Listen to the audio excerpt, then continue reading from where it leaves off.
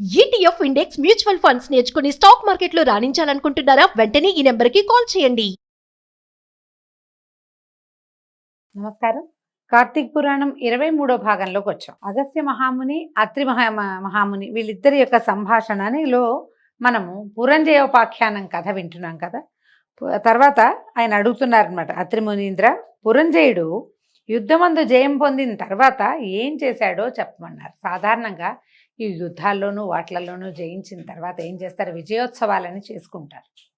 ఈ విజయోత్సవాల్లో మొట్టమొదట ఇట్లాంటి విజయాన్ని ప్రాప్తింపజేసినందుకు భగవదారాధన విశేషంగా చేస్తారు. తర్వాత నగరంలో ఉన్న బ్రాహ్మణోత్తములందరినీ గౌరవిస్తారు.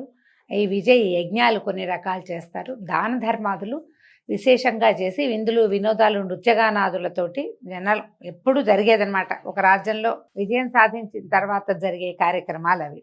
ఈయన ఎందుకంటే పురంజయుడు మొట్టమొదట ధర్మ మార్గంలో లేడు, అధర్మ మార్గావలంబిగా ఉన్నాడు.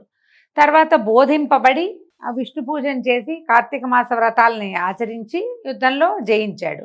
ఇప్పుడు జయించిన తర్వాత మళ్ళీ అతను పూర్వ పద్ధతిలోకి వెళ్ళాడా, లేకపోతే బోధింపబడిన సన్మార్గంలో ఉన్నాడా తెలుసుకోవటం కోసం అడుగుతున్నారనమాట. శత్రుబాధారహితమైన అయోధ్య పట్టణమందు పురంజయ మహారాజు సమస్త ధనుర్ధారుల్లోనూ శ్రేష్ఠుడై, ఇంద్రతుల్య పరాక్రమవంతుడై, సత్యవాదియు, సదా శుచియు, దాతయు, భోక్తయు, ప్రియవాదియు, రూపవంతుడును, అమిత కాంతివంతుడును, సమస్త యజ్ఞకర్తయు, బ్రాహ్మణ ప్రియుడును, ధనుర్వేదమందు వేదములయందు శాస్త్రములయందు ప్రవీణుడును, పూర్ణిమాచంద్రుని జనులకు వలె స్త్రీ ప్రియుడును, సూర్యుని వలె చూడశక్యము కానివాడును, శత్రువులను శిక్షించువాడును, హరిభక్తిపరాయణుడును, బలయుతుడు, కామక్రోధ లోభమోహ మదమాత్సర్యాలనేటువంటి అరిషడ్వర్గాలని జయించిన వాడును, కార్తీక వ్రతం చేత పాతకములన్నీ నశింపచేసుకున్న వాడును అయి ఉండెను.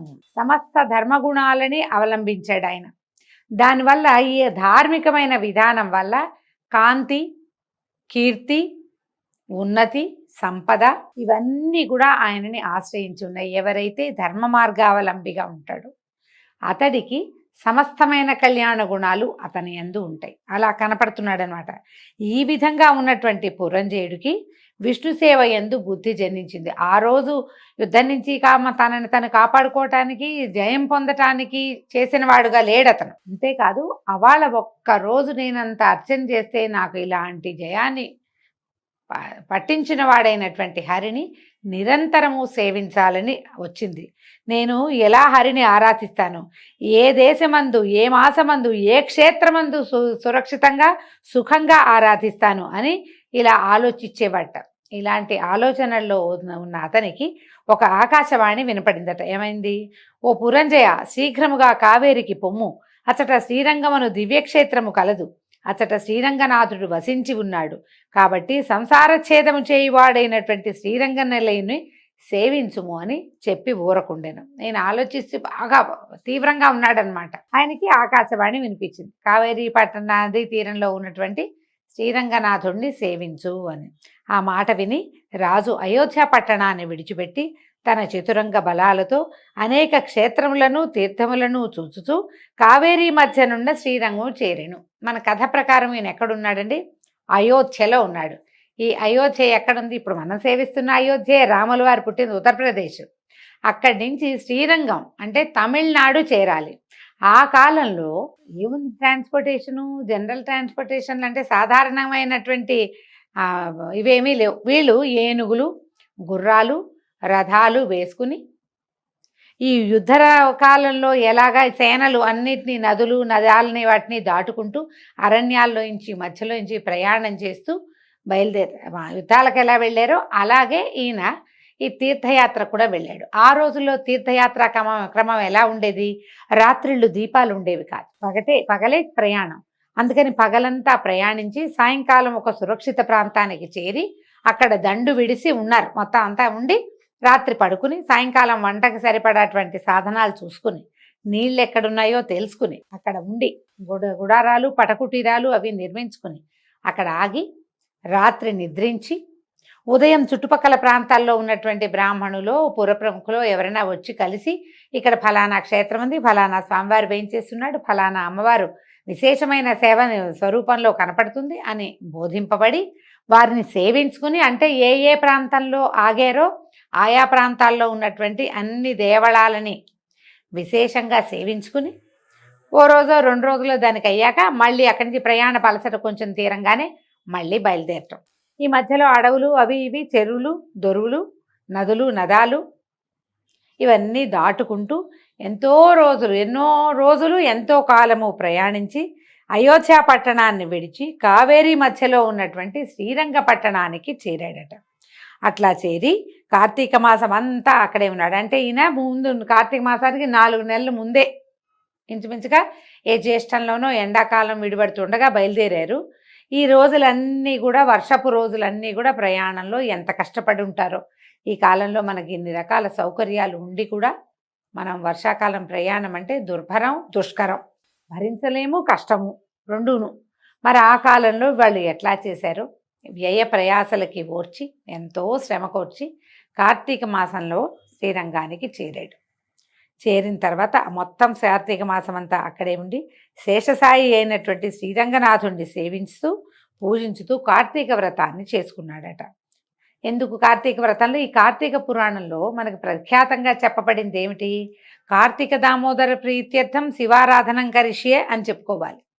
కార్తీక దామోదర ప్రీత్యర్థమే విష్ణువారాధనం, సాలగ్రామారాధనం, దీపదానం, బ్రాహ్మణ భోజనంచ సమస్తమైనవి కార్తీక దామోదర ప్రీత్యర్థమే చేయవలసినటువంటి విధి ఉన్న కార్తీకంలో స్వయంగా దామోదరుడే నిద్రాముద్రాభిరాముడుగా వెలసి ఉన్నటువంటి శ్రీరంగంలో ఈ కార్తీక మాసం పూర్తిగా అక్కడ స్వామిని సేవించుకుంటూ కావేరీ నది స్నానం చేస్తూ స్వామివారిని సేవిస్తూ విశేషంగా ఈ పురంజేయుడు గడిపాడట. కృష్ణ కృష్ణ అని గానం చేస్తూ గోవింద వాసుదేవాన్ని నిరంతరము కీర్తిస్తూ విష్ణు పూజా పరాయణుడై స్నానదాన జప హోమములు దేవాభిషేకములు చేయిచు నాగసాయిని విధియుక్తంగా ఆరాధించి మాసమంతయు ఇట్లు వ్రతాన్ని సల్పి మాసాంతమందు ఉద్యాపన చేసి తన పట్టణమునకు బయలుదేరను. మళ్ళీ కార్తీక మాసంలో చివరికి అయిపోగానే పాడ్యం నాడు మార్గశిర శుద్ధ పాడ్యమి విధి తదియల్లో బయలుదేరాడట. మధ్యనున్న దేశాలు వెళ్ళేటప్పుడు కొన్ని చూశాడు, వచ్చేటప్పుడు కొన్ని చూసుకున్నాడు. మధ్యలో ఉన్న అనేక దేశాలని చూచుచూ సమృద్ధమైన తన దేశమునకు పోయి అందున్నటువంటి అయోధ్య పట్టణాన్ని చూశాడు. అక్కడికి వెళ్ళాడు.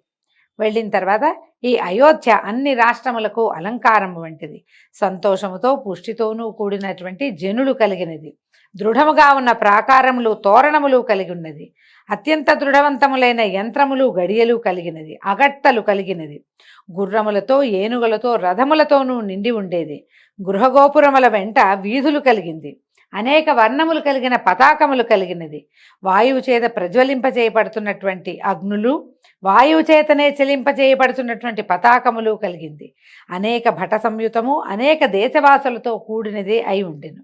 అచట బ్రాహ్మణులు సర్వశాస్త్రవేత్తలు, క్షత్రియులు శత్రు సైన్య భేదకులు, వైశ్యులు సర్వరత్న దాతలు, శూద్రులు సర్వసంపదలను అనుభవించువారుగా ఉండే చాతుర్వర్ణాల వాళ్ళు అమోఘంగా ఉన్నారు, సంపదతో కూడి ఉన్నారన్నమాట.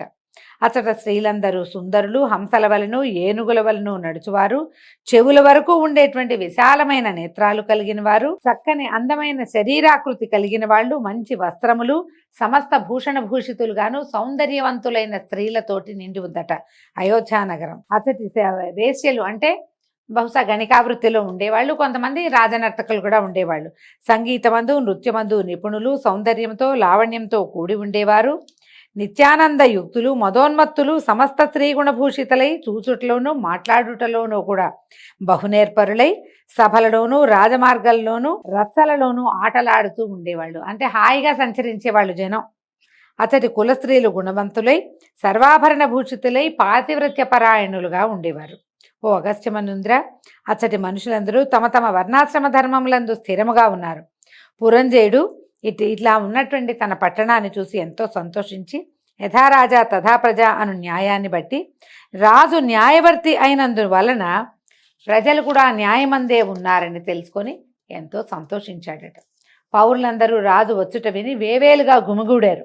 రాజు మీద పేలాలు పుష్పములు చల్లారు. ఈ లాజాలు చల్లటం, పేలాలంటే ఇవేనండి, మన పాప్కార్న్ అంటాం కదా, కానీ కార్న్ పాపులు కావవి. లాజలంటే వడ్ల పేలాలు. ఆ పేలాలు పువ్వులు చల్లుతారు. రఘువంశంలో కూడా ఈ ప్రస్తావన కనపడుతుంది. రాముల వారు రాజ్యానికి తిరిగి వచ్చినప్పుడు కూడా ఆయన మీద లాజలు చల్లారు. బ్రాహ్మణ వివాహ క్రతువుల్లో, బహుశా క్షత్రియ వైశ్య వివాహ క్రతువుల్లో కూడా కనిపిస్తాయి. లాజహోమం అని ప్రత్యేకంగా చేస్తారు. వరి పైలాలని హోమంలో సమర్పిస్తారు. అవి పవిత్రమైనవిగా భావిస్తారు. అవన్నీ చల్లారట రాజు మీద. అంటే ఇంత పెద్ద యాత్ర చేసుకుని భగవత్ సాన్నిధ్యంలో 1 నెల రోజులు గడిపి కార్తీక వ్రతాన్ని సాంగంగా, పురాణోక్తంగా, విధియుక్తంగా, శాస్త్రవిహితంగా, వేదోక్తమైన విధానంలో చేసుకుని వచ్చినటువంటి ఆ రాజు యొక్క దర్శనం వల్లే తమకు పుణ్యం లభిస్తుందని పౌరులు భావించారట. భావించి ఆయన మీద లాజలు చల్లి, పువ్వులు చల్లి ఆయన్ని ఆహ్వానించారు. రాజు పట్టణంలో ప్రవేశించి తన ఇంటి యందు సుఖముగా నివసించి ఆ తర్వాత విధియుక్తంగా, ధర్మయుక్తంగా, న్యాయంగా పట్టణాన్ని పరిపాలించాడు, తన దేశాన్ని. తర్వాత కుమారులు మనుమలు కలవాడే అనేక భోగముల్ని అనుభవించి చివరకు కుమారులకు రాజ్యభారాన్ని అప్పగించి తను కూడా భార్యతో కలిసి వానప్రస్థానికి వనమునకు పోయి వనమందు కూడా కార్తీక వ్రతాన్ని విడువక చేయిచు హరిభక్తి స్థిరముగా చేసి దానివల్ల వైకుంఠలోక వాసి అయి సుఖంగా ఉన్నాడు. తర్వాత అంత్యంలో ఆయన వానప్రస్థాశ్రమం తర్వాత మరణించిన తర్వాత వైకుంఠాన్ని పొందాడట. అగస్త్య మునీంద్ర కార్తీక వ్రతము సంపూర్ణమైన మహాత్మ్యము కలిగింది. ఈ కార్తీక ధర్మములో ఈ ధర్మములన్నీ హరికి ప్రీతికరము.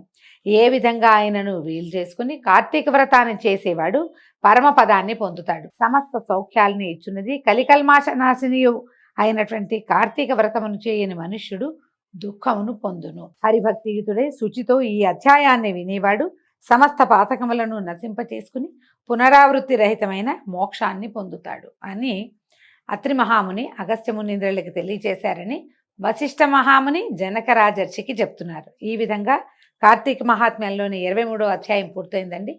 దీంతో ఈ రోజు పారాయణ పూర్తి చేసుకున్నాం. రేపు ఉదయం 24వ రోజు పారాయణలో మళ్ళీ కలుసుకుందాము.